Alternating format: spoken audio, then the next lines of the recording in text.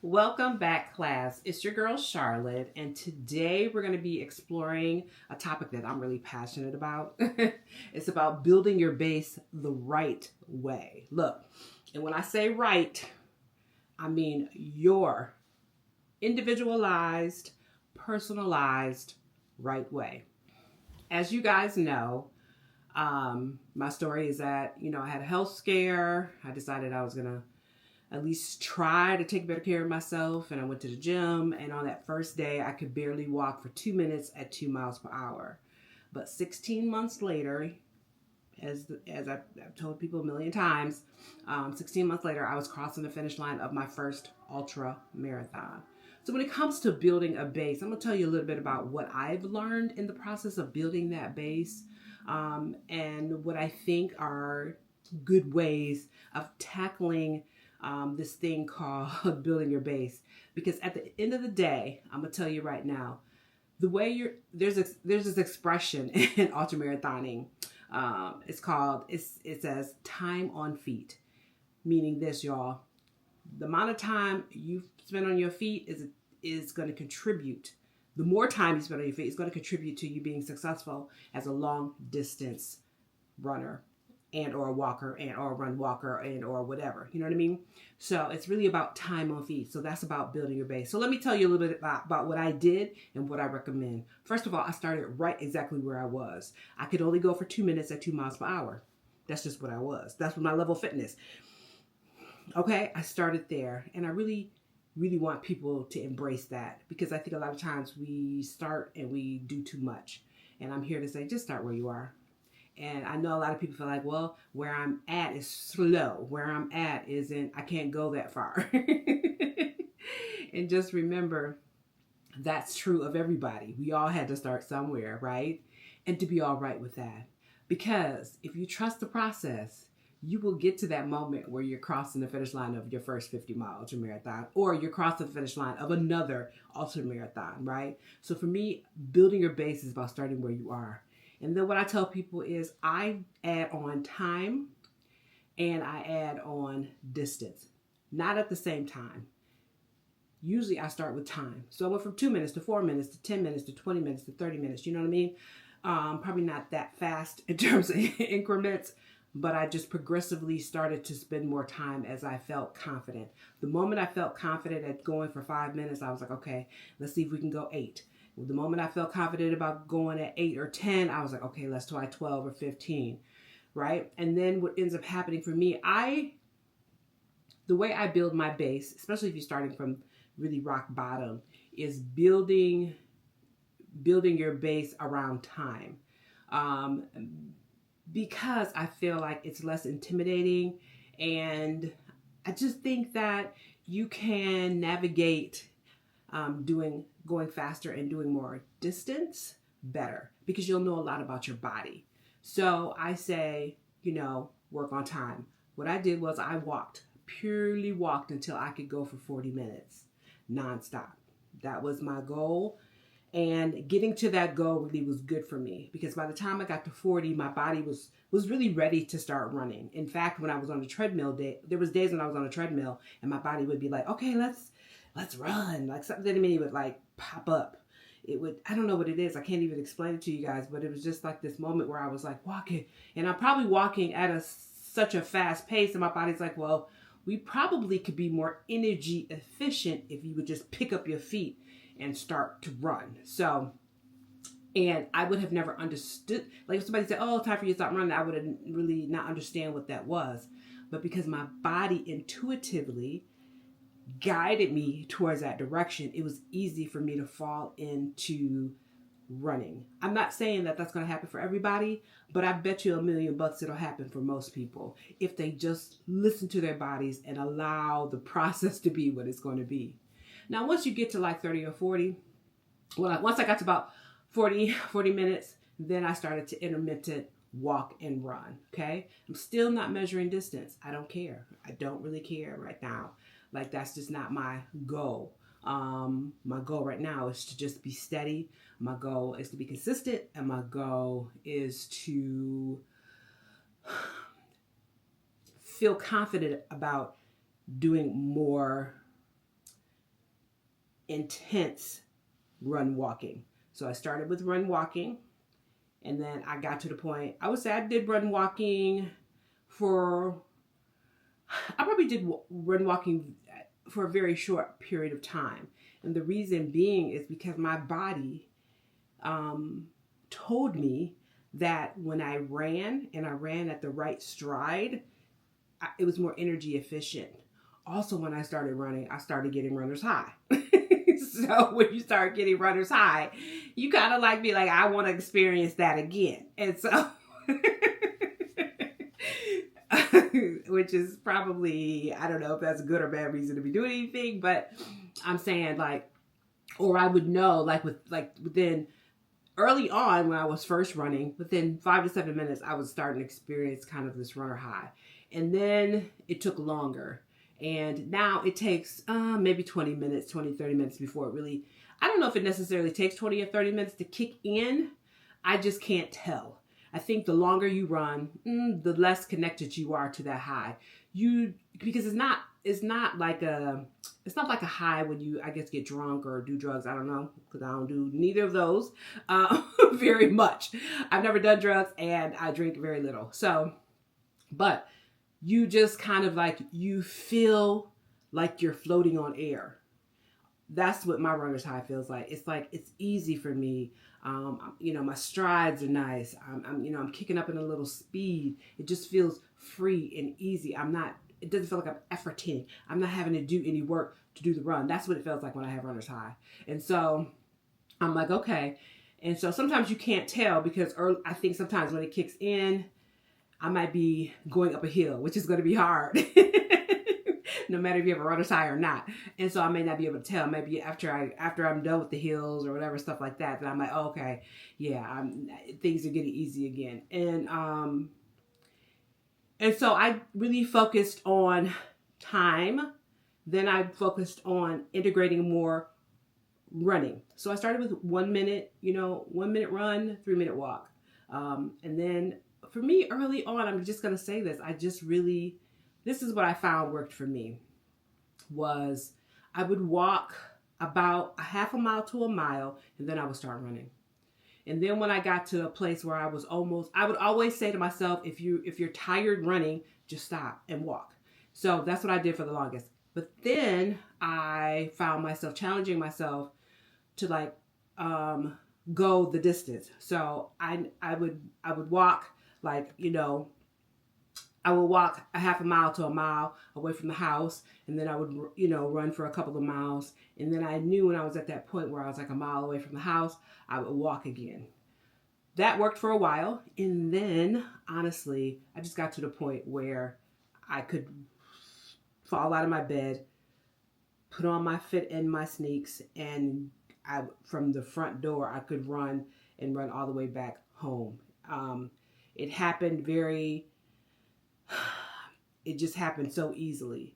I think because I just always would try things. And also too, I think that I love that moment when the running became easy. I really was like, I really love doing this. It made my body feel incredible. And so therefore when I went out in the mornings, I was always endeavoring to have that feeling. And that feeling was good for me because it helped me throughout my day. I was just a nicer person.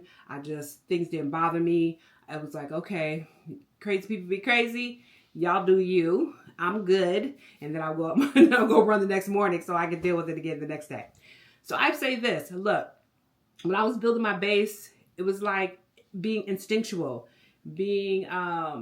using your God-given senses, right, to know when to start taking the next step. And then do things like time and distance. Again, at first I started with time, and then I started doing distance. By the time I got to 40 minutes, I was doing about 3 miles walking. So therefore, it was nice, right? Because then I could start running, and I noticed I could do, instead of taking me 40 minutes to run a little less than 3 miles. All of a sudden I could run 3 miles in 40 minutes, and then I could run 3 miles in less than 40 minutes. You know what I mean? And so then I would add on miles. I was always gradual. I was gradual. Not, I know a lot of times they recommend 10%. I didn't do the 10% thing because for me, if I'm running 5 miles and you're saying 10%, that's a half a mile. That's not a challenge. That's not really, I could easily, like for me, like I could get home, I'm at 5 miles and I could just go around and do a half mile. Like it's not, for me, it just didn't feel like a lot. If you feel like that's the way you need to proceed, I would say definitely do that. But what I did was I did chunks of what I call 3, 6, 9. And then I allowed myself room to not be successful. So a lot of times I would endeavor to go do 6 and I would only be able to do 5. Okay, cool. No problem. And then I just stayed with the 5 until I, could figure it out. And then, so for me, like a lot of times I didn't go 3, 6, 9. I got to 5. Somehow 5 was like this number, magic number for me for a while where I felt really good and I could run really fast. And then I said, okay, well, let me just add 3 to the 5 miles. And then I endeavored to do 8 and I did do 8. And so then I did 11. So instead of doing 3, 6, 9, it was like, I would just add increments of 2 to 3, whatever would work for me. And then I would just continue to do that. And then there were more, like for instance, if I had a good running week, let's say all week, like, I did, my sweet spot for, is 6 to 8 miles every day. If I feel like I had a really good week, I would endeavor to do something longer. So for example, I remember I was doing 6 to 8 miles per day. And I said, okay, let's go try to do 12 miles. Because I was trying to, let's see if we could do a half marathon. Really, it was 13. And I found that not only could I do the 13, but I could run the whole thing. And before then, I still was doing kind of like some walking and some, walk, run intervals. Because there would just always be times when I felt like, oh, I just need to walk. But then this one morning, I got up. I said, I'm going to go do, 12 miles. And I ended up doing a little bit over 13 and I ran the whole distance out and back. And it was just beautiful. I was like, oh my God, you can do this. So building your base is really about being patient. Building your base is about making the incremental changes that are comfortable for you, right? For you, right? Increasing based on you, not on what these little coaches say, not on what your friends say, not on what everybody else is doing, because the bottom line is that your body is going to react differently to the effort that you're putting into your running. Also, it will depend on how much sleep you're getting, how much stress is in your life, what you're eating, right? All the things everything in your life will impact your running. And so I got to the point where I eliminated so much of my stress. I really dialed in on my eating and I made sure I got sleep. And so as a result of that, things begin to be easier. I had more consistency with it, right? And, I started to progress. I am going to say this in terms of the time on feet.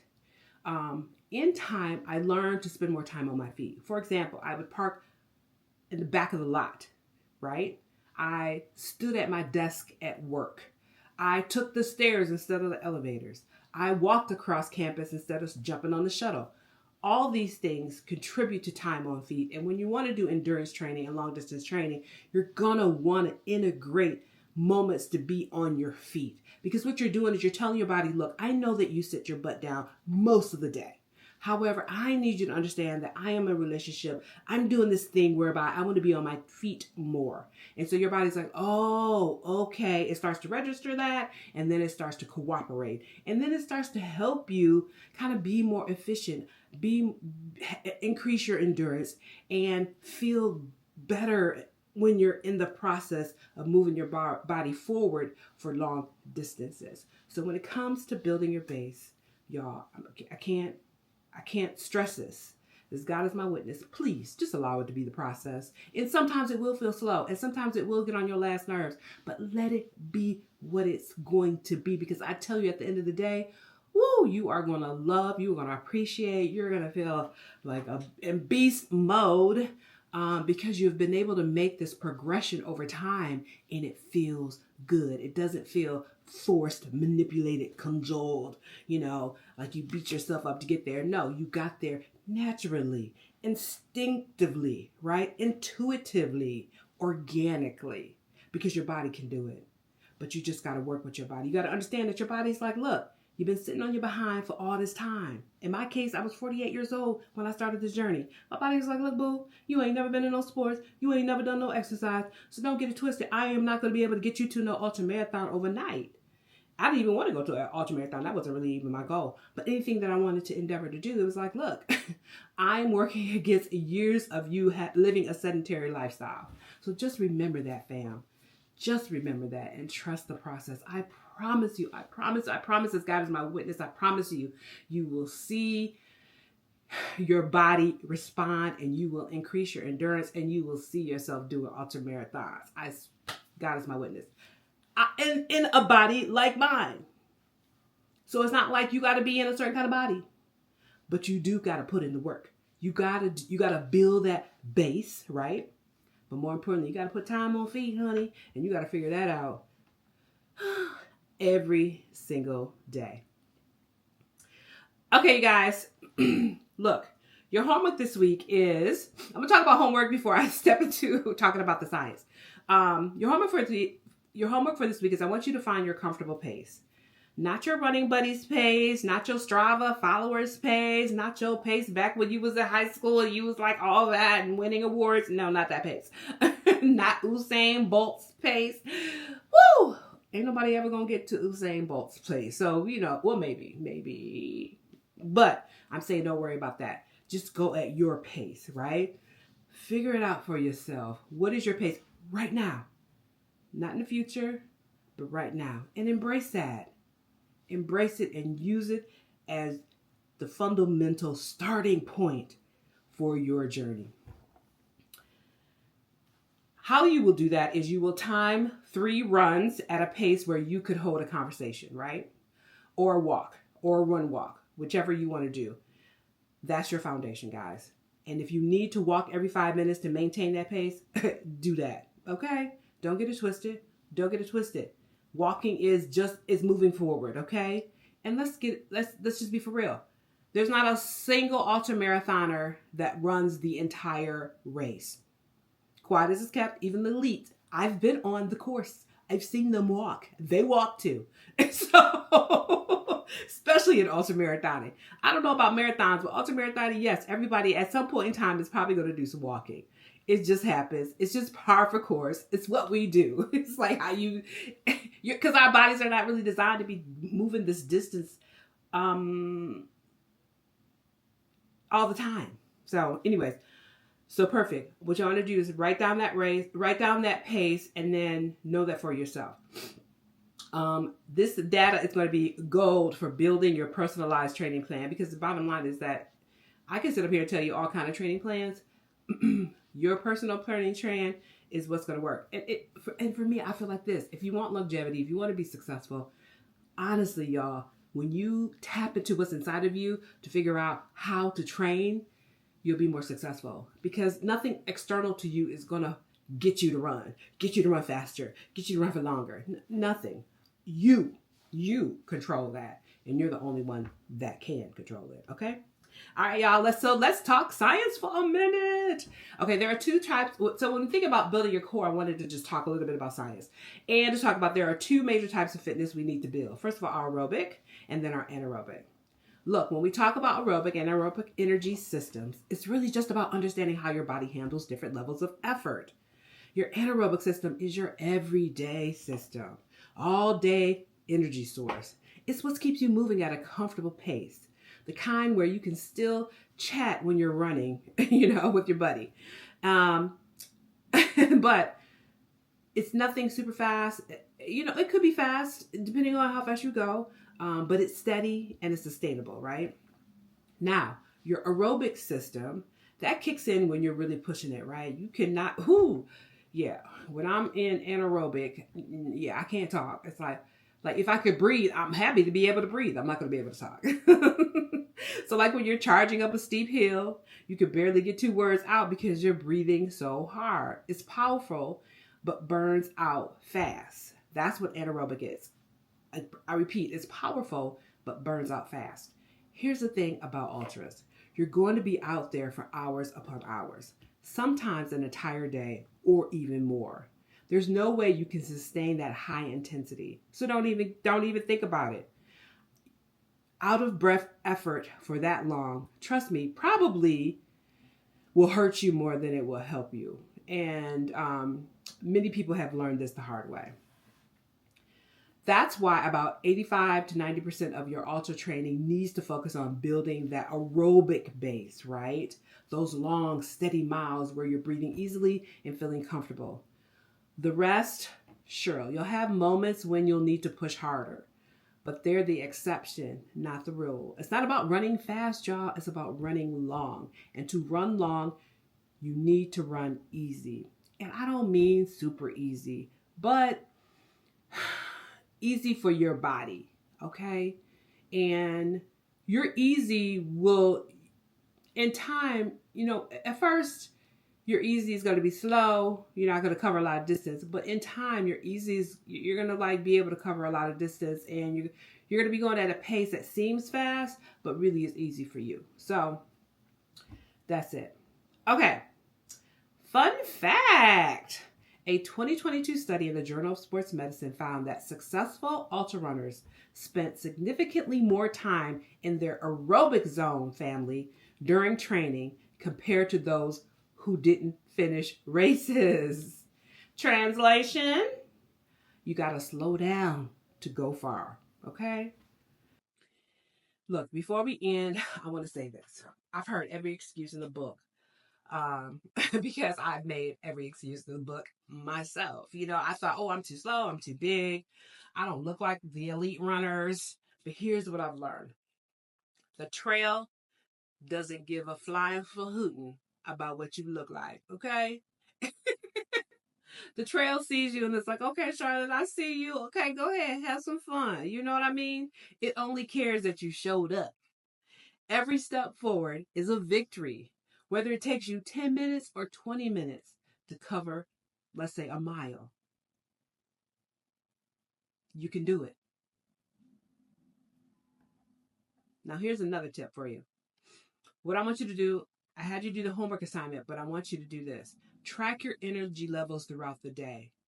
And then try to connect why you're at that energy level. Is it due to stress? Is it what you ate? Okay. Is it because you've been sitting on your butt for a long time? Is it because of you didn't get no sleep last night? You know what I mean? Like, track your energy levels throughout the day. Are you more energetic in the morning?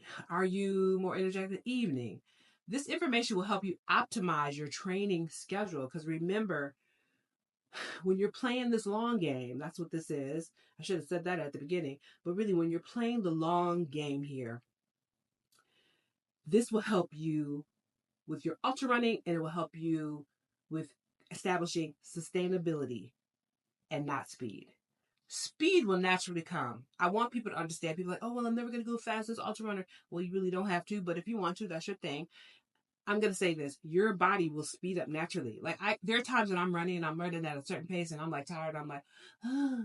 And then somehow something happens and I get over some hump that's inside of my physical body. And then all of a sudden I'm running fast. I'm running faster. You know what I mean? And it's like, your body's like, I have to register certain information and do the, calculations. And then it figures out, okay, this is how I'm going to push the energy for you. So just, I tell y'all, if y'all just really, if you would just be on the journey, you will have so many of these moments that you'll be able to share with the world, because it just happens every time you turn around. It's wonderful. Look, you're not alone on this journey. I've seen runners of all sizes, shapes, age, and speed. All of them have crossed the finish line. All of them have earned their medals, honey, because when you get that medal, can't nobody tell you nothing. Your ultra journey is unique to you, okay? And that's how it should be anyways, okay? And also because you just have a unique and different story that you get to tell the world when you talk about ultras. Now, in our next class, we'll talk about cross training, which is really important to longevity. When you want longevity and doing distance endurance type sports, I don't know why I can't speak today. Cross training is going to be super beneficial and have a really positive impact on your journey. I'll be honest with y'all, I didn't do it at the beginning. I did not do any cross training between the time I started and the time I did my first ultramarathon.